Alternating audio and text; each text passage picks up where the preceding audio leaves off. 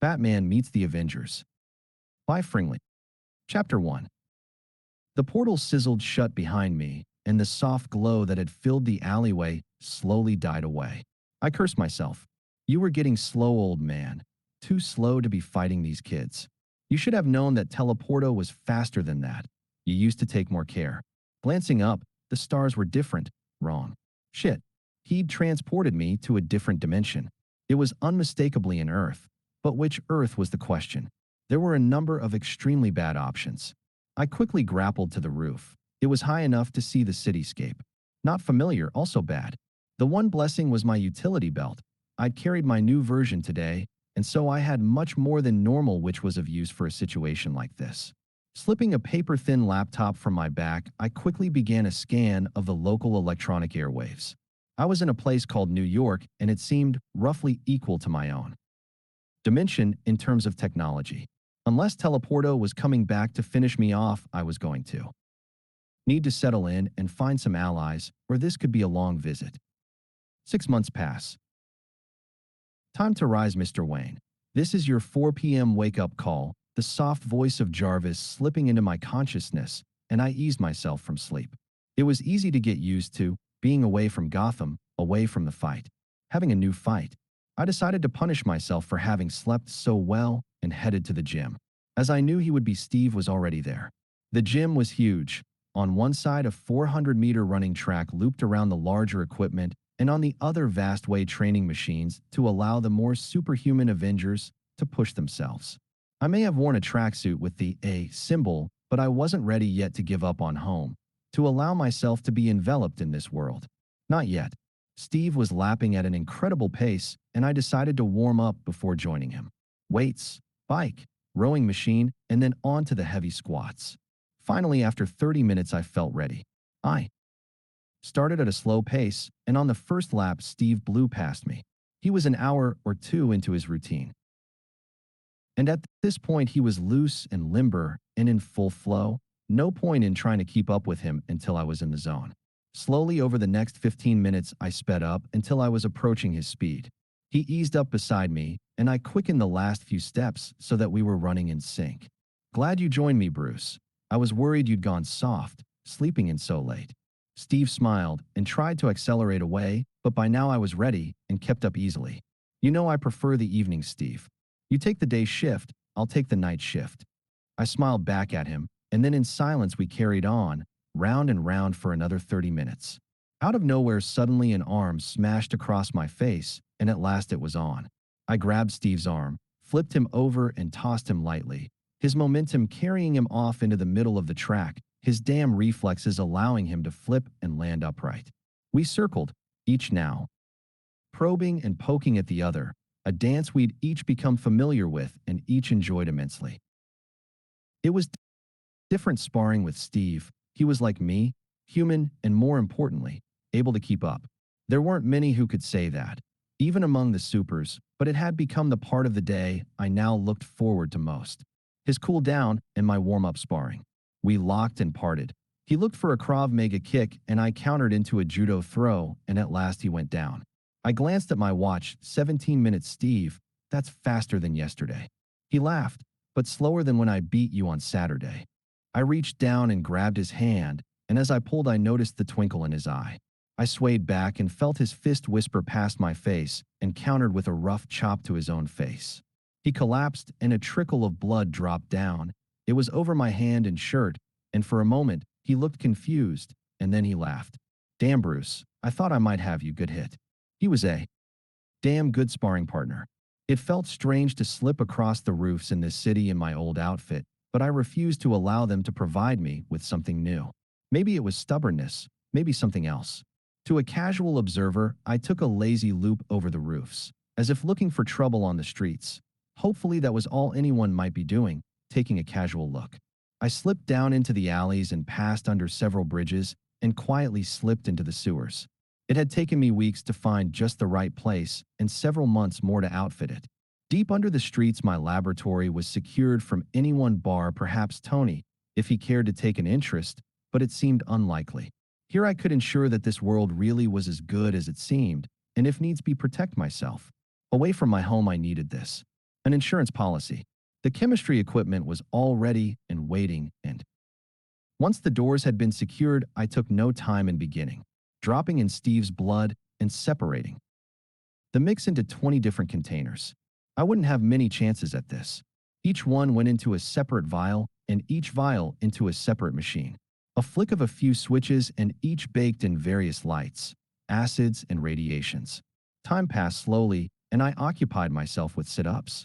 At last the machines ticked off one by one, and I examined the results. There, sample X114JJP. The blood had changed, normalized. I had found them. Reverse Vita rays. Chapter 2. I'm glad you've decided to change your mind, Bruce. Tony gestured to the lab with a martini in his hand. I've never met anyone who has actually been able to improve on one of my suit designs, but you just seem to have a knack for the subtle, which is irritating actually.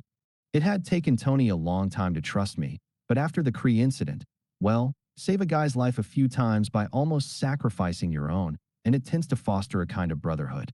It had taken me even longer to agree to work for Tony though, part pride and part not wanting to be indebted to him any more than I was to all of them. I'd found the Avengers quickly enough, but getting them to believe me had been harder. Eventually, Mr. Fantastic, hard as it was to take him seriously with a name like that, had managed to scan my resonant frequency and confirm my story. It had taken them a while to believe that a man who dressed as a bat was a good guy, but dumping a large portion of my data backup persuaded them that no one would have made up decades of news stories and information to end up with such a strange story. Being in others' debt was not something I enjoyed, but if Mr. Fantastic ever found my way home, then I'd happily write an IOU on my way out the door. Steve and I had become fast friends quickly. Our sparring had become rather well known and now tended to attract quite a crowd at the mansion. He was as happy as I was to have someone at such a similar level. Steve was quick to trust and easy to like, the perfect solider. In the short time I had been here, I felt I had improved immeasurably as a fighter and a tactician simply through discussions with him. An old teacher had said that there was always more to learn and room to grow, and she was right. Beers with Steve were a Friday tradition now. He was catching me up on years of history. Said it was the least he could do. I tried to resist, but he had worn me down. I'd had friends before, but this was different. It felt more real and more right. Maybe just being trapped here, away from my mission and helpless to change that was changing me, letting me let go. Still, going out for beer, Dick would never believe it, and Tim. Tim would think he'd been right all along. Tony and Thor were different, standoffish, but in different ways. Thor was just hard to get and hard to understand. A god who fought with the Avengers, even Clark was still an alien, even if he seemed like a god to some. So far we'd given each other a wide berth. Tony, though, he was interesting, friendly, and often drunk. That made him easier to predict. He hadn't been as thrilled the first time I had tried to help him with the design of his suits, but over time he'd finally warmed to me.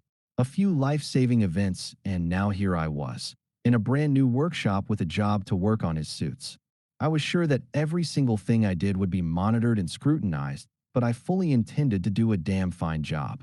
His suits were fun, a different take on my approach, to cover yourself in armor and guns. They were toys. I was good at toys. He'd left me with several parts he was looking to upgrade. Tony was all about the showiness. The suits were at least half about making the bad guy believe you were going to wipe the floor with him as much as doing it.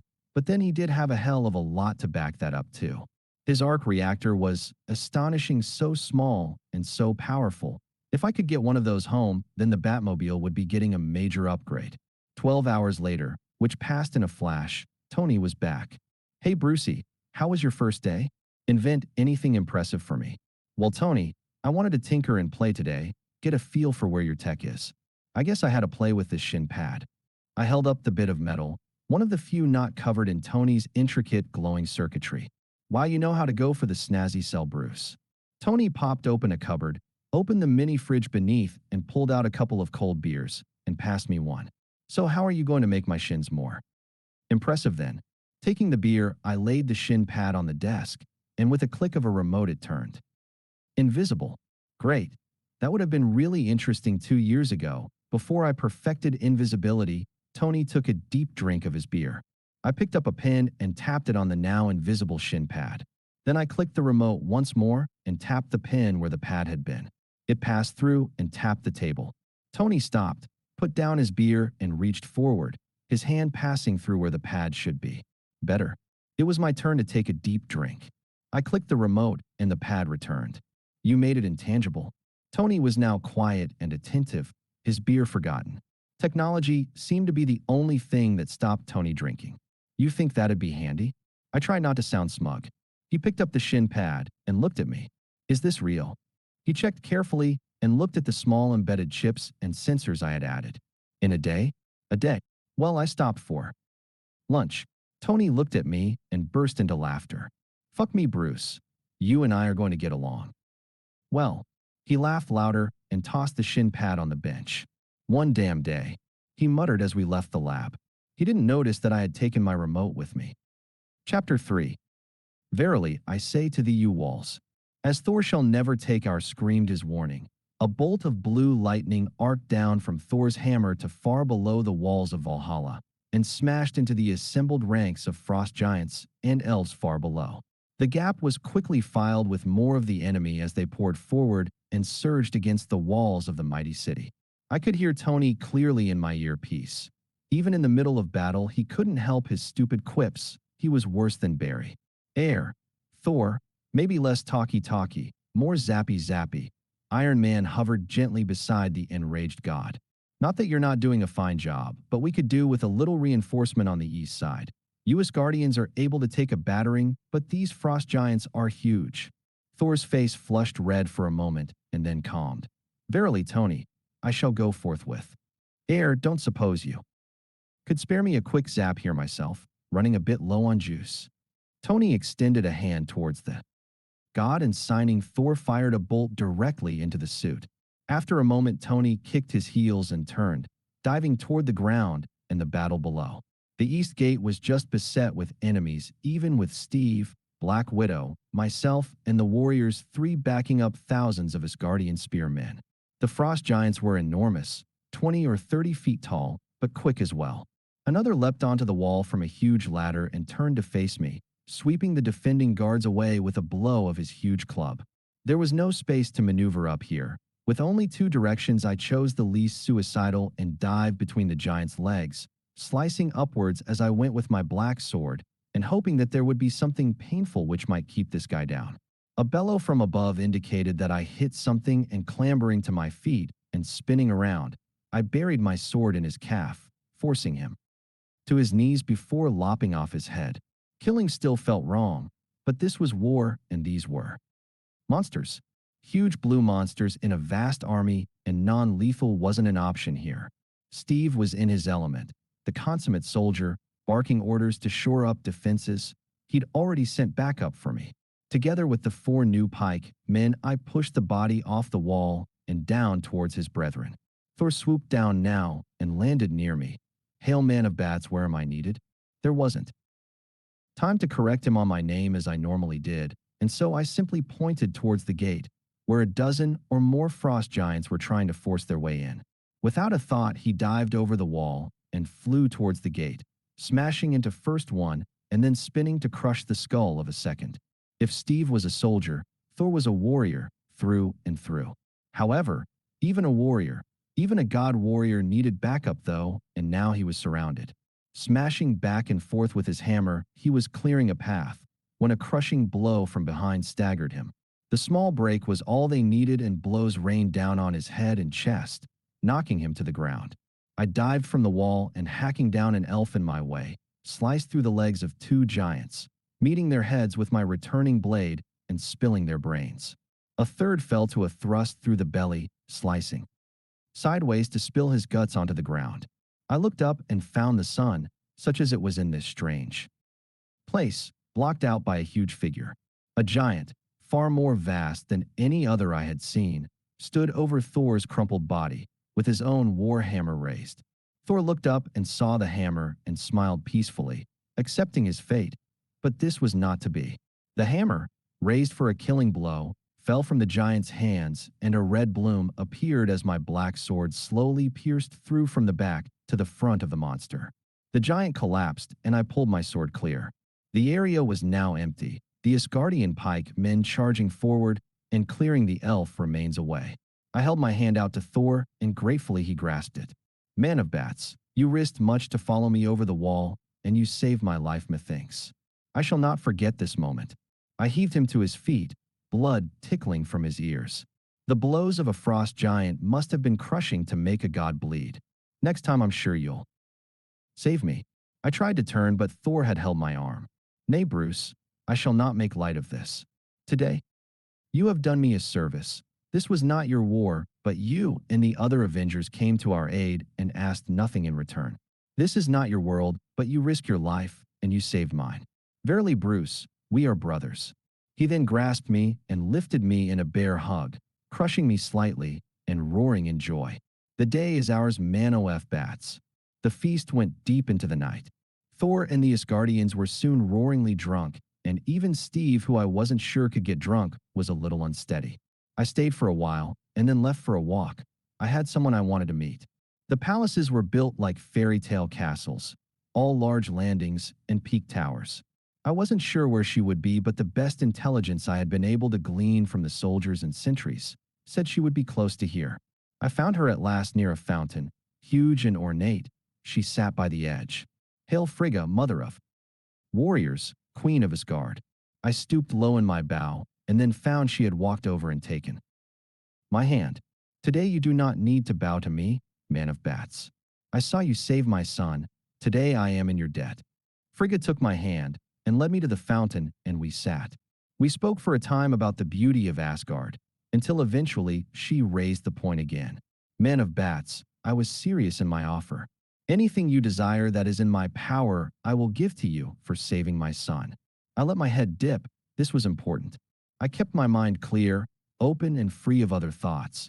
I had no idea if this woman, this god could or would read my mind. Frigga, I do not have a favor to ask. I have good friends, good health, and I know it is not in your power to send me to my home. She nodded in agreement. It had been an early idea, but not possible. What I ask then is something for my friend, something which he would himself never ask for, but which, I hope, you will agree is for the best. Frigga inclined her head. This sounds worthy indeed. Speak on. I speak for Thor. He is a mighty warrior and a proud protector of Midgard. However, he has such potential in him which is untapped in simply fighting and war. I know that one day he will take over from Odin, and I think he will be a fine and wise all-father. I worry, though, that Odin will not give him the chance to prove himself on the throne. He will spend his life at war and not learn the diplomacy of a king. I know that he yearns for the day when he can prove to his father that he can be a wise ruler. All I ask is that, if needed, you would petition Odin to bring Thor home for a time to sit at his side and learn the ways of the king. I held my breath. Had I gone too far, spoken out of turn? Frigga at last turned and faced me full on. A tear was in her eye. You are a true and wise friend, man of bats. I wish that more of our warriors were like you. I gift you this. She held out a small pendant that I took. It felt warm and soft. Should the need arise, I trust you to use this to contact me, and I shall bring him home to Odin's side. If you should ever require my help with this or another matter, then hold it and call my name.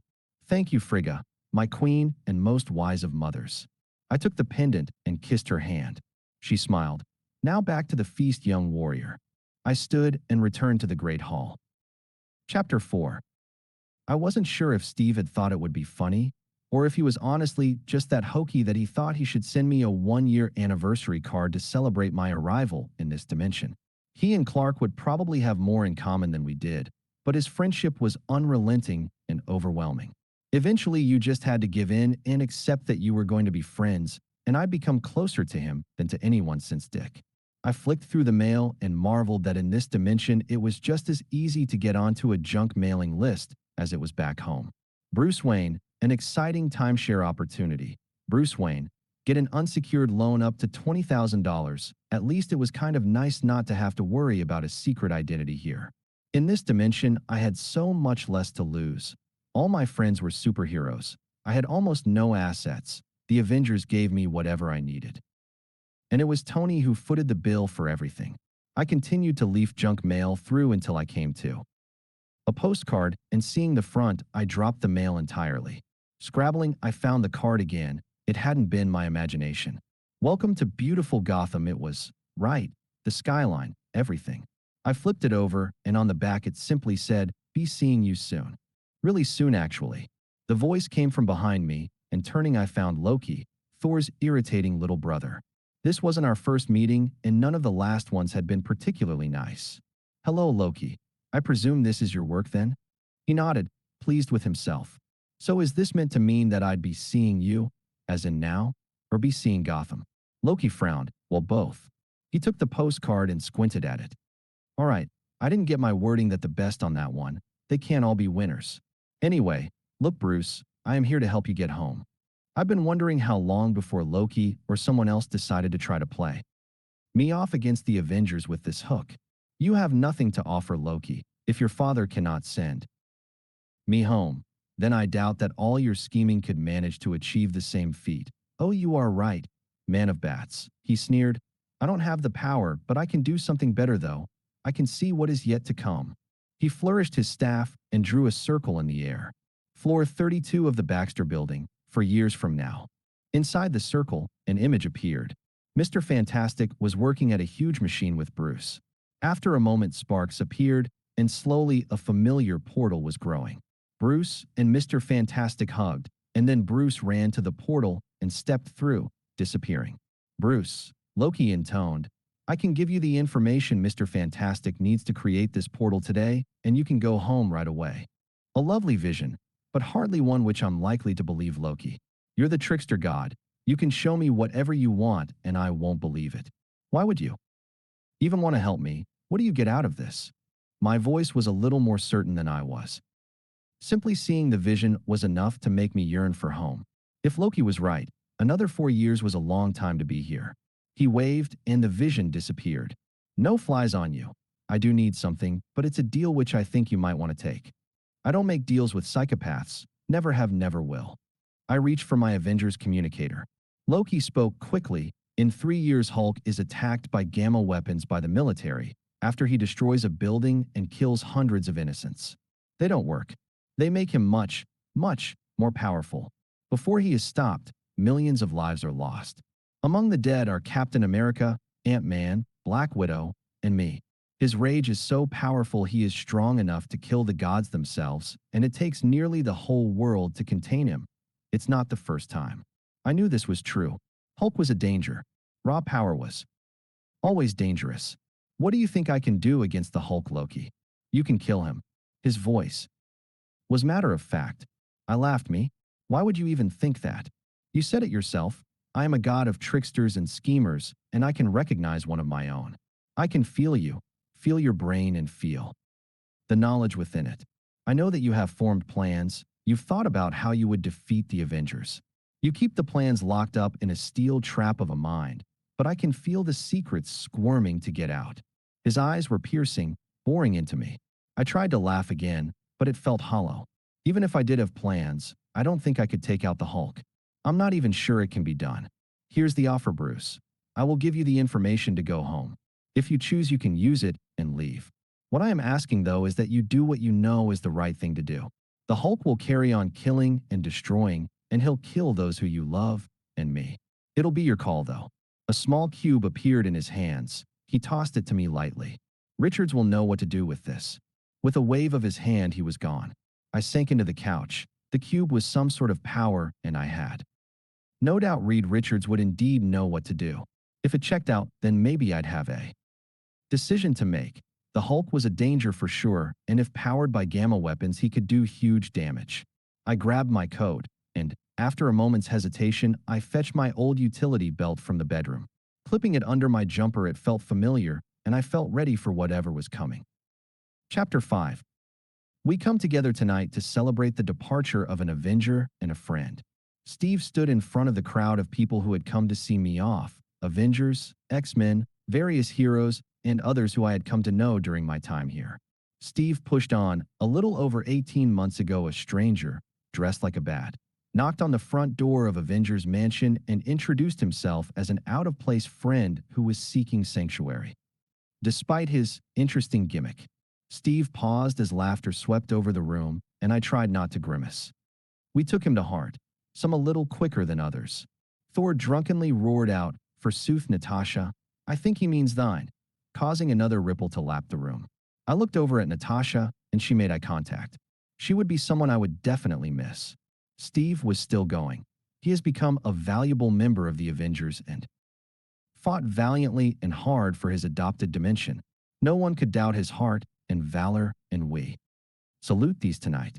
Thor saluted again and fell over backwards. Aside from all these things, he has been more than that. He has been my friend and my companion. I will miss you, Bruce, and if you change your mind, you will always have a bunk at the mansion and friends at the door. To Bruce. The roar went up and the hair on the back of my neck rose. I'd never been one for parties, except as cover, and I'd never had much time for friends, but somehow I'd found them here.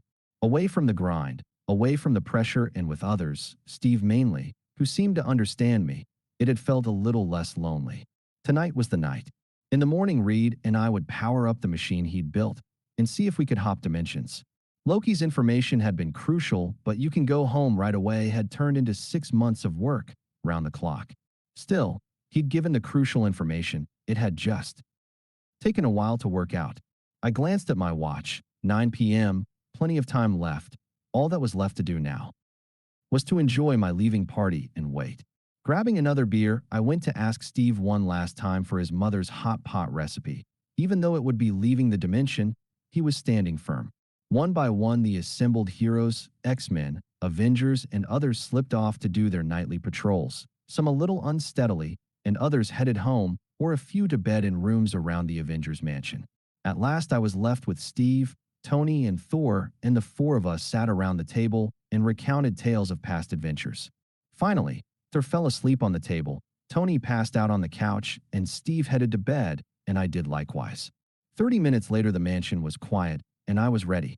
Security was on a low setting due to the sheer volume of heroes in the vicinity, and it had been easy to slip in a patch to the security system to become invisible.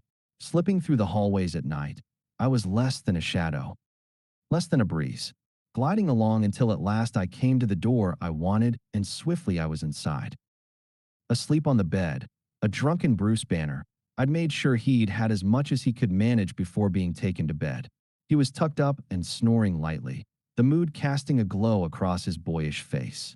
6 months to think, 6 months to decide, 6 months to prepare. I'd needed every minute to find this solution. Bruce had always been so open about his research, what had made him, information on Hulk, gamma output. All this was easy to find. He didn't mind, as no one had ever been able to find a use for it. In the end, the answer had come not from this dimension, but from the data I had brought with me from home. Gamma radiation here was associated with Hulk. Most research into it at least referenced him, and it was completely skewed to look at the mutating properties of the race. Back home, they were more concerned with protection and cure. All of the research focused in that way, and they had found something that had not been found here. An effective treatment. Hydrolyzed Rutherfordium delivered via a gas of nanobots, which Reed had been happy to help me reprogram. It would strip the radiation from his cells and then dismantle the cells themselves. Delivered in an anesthetic gas, it should keep him down and quiet until it was too late. Certainly, it should stop him hulking out, and so even if it was only partly successful, I could finish the job other ways. Looking down at him sleeping, it felt wrong, but I knew that this was right. Here I had a different mission than back home. Here I was the soldier, the warrior, and now the assassin. I would leave this world better than I found it. I would leave it with one less threat, and if they discovered it was me, then maybe they would curse my name, but Steve would understand. I slipped the mask over Bruce's face, and with a hiss, the gas released. I needed him to get all 10 seconds of it. Lights suddenly blared, and the computer's soft voice started to repeat the same message. Biological contaminant in room 2X Alpha 4. Biological contaminant in room 2X Alpha 4. Biological contaminant in room 2X Alpha 4. The gas needed all 10 seconds. 3 seconds left. 2 seconds. Steve burst through the door. With one heave, his shield shot towards me, and before I could react, slammed into my shoulder. I held steady, and the last of the gas tricked out, and I could drop the mask. "Who are you?" he yelled, his shield having bounced back. What have you done? Behind him, I heard the roar of Tony as his armor kicked in up the corridor, and a moment later his bleary face appeared behind Steve. I was trapped. Slowly, I pulled the black mask from my face. I could hear Steve's gasp. I'm sorry, Steve, I really am. It was the only way. It was the right thing to do. Behind me, a slight gurgle signified the death of Bruce Banner. Steve's eyes hardened. No trip home for you, Bruce. You're under arrest. I'm sorry, Steve, but I've been here too long. I'm going home today, and I really don't want to hurt you. He backed into the corridor, pushing back Tony. Let's see who's really better. He threw down his shield and put his fists up. Please, Steve. The words caught in my throat. He was resolute. Pulling a small sphere from my pocket, I tossed it lightly towards Steve. He swatted it with his hand, and a bright light flashed through the corridor. He looked around in confusion, not surprising as he was now a full head shorter than he was before. Tony looked on agog. I'm sorry. I smacked him hard in the face, and the small man crumpled against the wall. He'd be fine, but he was no longer the man I knew. A roar behind me warned me to duck, and Tony shot over my head with a scream, just missing me. Computer, where the fuck is Thor? He yelled as he landed with a skid of flame. Thor is not found on the premises of the Avengers mansion, the computer voice chimed back at him. I'm sorry, Tony. I sent Thor back home a little while ago. Now it's just you and me. Honestly, I feel terrible about Steve. He's a good man, and I hope he's okay. You? You're a drunk, and you waste your potential. With a swift movement, I scooped up Steve's shield and sent it flying towards Tony. As I suspected, he took the easy option and flicked two. Intangibility, and the shield passed through him and clanged off down the hall. I'll make you pay. Bruce. He fired himself towards me, but passed right through. I turned to see him half in and half out of the floor, a look of puzzlement on his face. Goodbye, Tony. I clicked off gravity on his suit, and he slowly began to float down through the floor. Looking around, Quicksilver and Hawkeye and several others were looking on confused. It was time to leave. A standard issue smoke pellet, and I was gone, out the window and into the night. I knew what I would find on my arrival at the Baxter building. Sue was away, and Johnny and Ben had been at the party and drunker than Thor. Still, there was Reed, and he met me at the door. Explain yourself, Bruce. I can't believe what I have heard. He was in shock. This had all got out of control. I wasn't entirely sure how it had gone so badly. It was meant to be easy, but when things had spiraled, I'd been ready. Perfectly positioned to take out the Avengers. It was too late now, though. I destroyed the friendships I had here, and I was going home. I opened my arms wide to show my empty hands. Reed, this has been a mistake. He looked immediately hopeful. You must trust me. We've worked together for months, side by side. I was now right in front of him, and he was helpless as the freeze gel quickly set across his body. Sleight of hand and a leftover from my utility belt that I'd been saving. Reed would escape as soon as he could thaw, but I had time. On the 32nd floor, the machinery hummed and whirred, and in a few moments it was ready. As Reed and I had practiced, I turned in the transcoder, and it was set. I stepped towards the portal that was forming. It was time to go home. From behind me, a mocking laugh rang out, and a slow hand clap. Shivers ran up my spine. Loki. Well, man of bats. In less than an hour, you seem to have taken out the Avengers and sent my bothersome brother home, where even now he is refused knowledge of Midgard. While he learns to be a king, I couldn't have done it better myself. He waved, and the evening slotted into place. The last 6 months seemed clearer somehow. I'd killed Bruce Banner, destroyed the Avengers, depowered my friend, and removed Thor. Why? On the word of Loki? It all seemed unreal somehow. I shook my head and tried to get some clarity. I must have had reasons, but like dreams in the morning, they faded away. Loki's smirking face loomed large. Don't worry, man of bats. A god keeps his word. With a shove, I fell backwards into the portal and was on my way back to my home. Chapter 6. A Return Home. As I fell backwards into the portal, the world stretched and turned white-blue before snapping back into place and reforming around me. A strange metallic tang was in my mouth, combining with the bitter taste of disgust and confusion about what had just happened. I landed and sprawled backwards as the momentum carried between dimensions. I tried to move, and at first, pain shot through me and my vision flashed red and then gray. After a moment it passed, and I slowly rose to a knee to let my head stop swimming, and that was where it stuck me. I was home. A discreet cough from behind me let me know that, wherever I had ended up, I was not alone. As a bullet hadn't passed through my head yet, I predicted I had a moment to gather myself, and so I took stock before responding. I was in a large room, a loft perhaps, or, judging by the industrial flooring, a warehouse or factory. The musty smell said it was. Abandoned. In Gotham, that didn't narrow it down much. Her dead and dying industrial base had left many such spaces. It stung me as everything fell into place at once. The factory, the teleport location, and the discreet cough with a hint of a British accent coming through. I had been taken back to where it began. The teleport between worlds must have ripped an instability in space-time. I had returned to exactly where I had left. The end of my time in the other dimension was vague and hard to remember. The last week especially, Loki's control must have been pushing me hard, making me prepare for his endgame.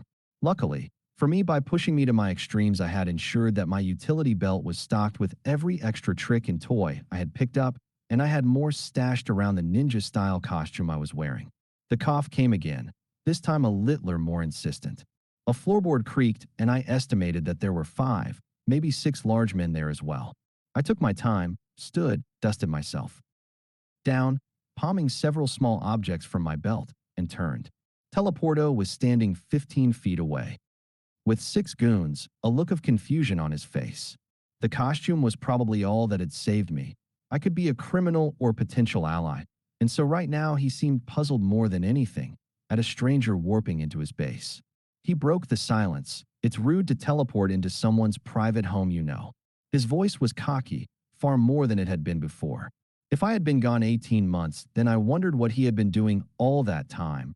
Perhaps killing the Batman had made his reputation. I couldn't speak. It was too risky he'd recognize me, and applying a voice filter was impossible with 7 men watching. A moment passed, and I stood still, ready. That wasn't one of my portals. It didn't. He waved his hands around in a vague way. Taste right. It felt like you came from a long way away, though. So you must have a reason for coming all this way to see me? 15 feet, it was. Just too far. I needed to be a little closer, but I couldn't move first. Right now, all they saw was a figure all in black who had clumsily bumped out of a portal, landed, brushed himself off, and turned around. It would take a word or motion for Teleporto to send me somewhere far worse than before, and I couldn't risk that. Not this time. Silence and stillness were my hope. Get them curious. Get one of them close to me.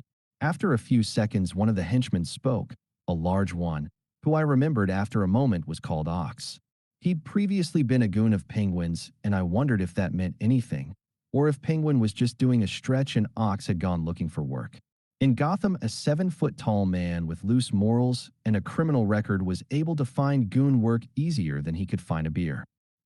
He's the silent type boss. Let's see if he has a tongue under that black scarf. Teleporto nodded. Ox approached, and I tensed myself. The room was large. Space was normally my ally, but not today. I needed to close things down. In front, Teleporto and the other 5 goons stood, with 3 goons behind the table that they'd been sitting at.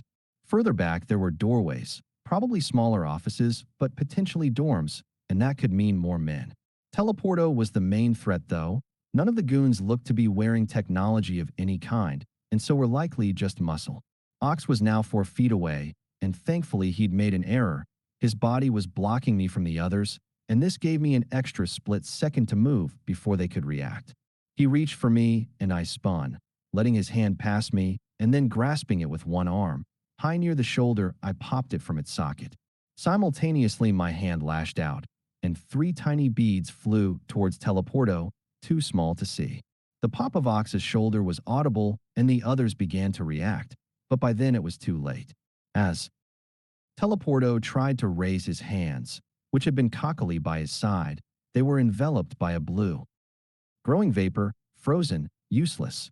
He tried to open his mouth, but a third vapor had covered the lower part of his face and was growing. Precise timing was going to be key now. My motion was continuous, and I used Ox to propel myself forward, his scream growing behind me, and a moment later the thump indicated he was out of the fight. 1, 2 steps, and I spun, my foot perfectly impacting into Teleporto's solar plexus.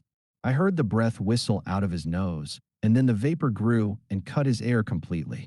His eyes were pure panic as his empty lungs tried to react, refusing to draw a breath as his diaphragm spasmed and his now blocked mouth and nose couldn't have drawn air anyway. Whether or not he needed his hands or voice to create portals, panic was an effective method of disrupting his ability to think, and unconsciousness would do the rest. The other goons were easy to subdue. They went down in a moment, and I quickly bound them to keep them quiet. Poor Ox was still bellowing behind me, but he was no threat. All he wanted was a trip to Gotham General where they would tell him that he'd never bowl again. No more goons had appeared, and so I quickly removed the vapor and checked that Teleporto's breathing came back. There had been enough death today. Still, he was going to need to be subdued, and so I quickly injected him with a tranquilizer, stripped the clothes from his torso, and stuck him to the ceiling by his skin. The tranq would keep him asleep for 72 hours, and that should be time to get back and make proper arrangements to transport him. Until then, I didn't want him going anywhere. The goons, well, except for Ox, they'd probably escape, but there were always more goons.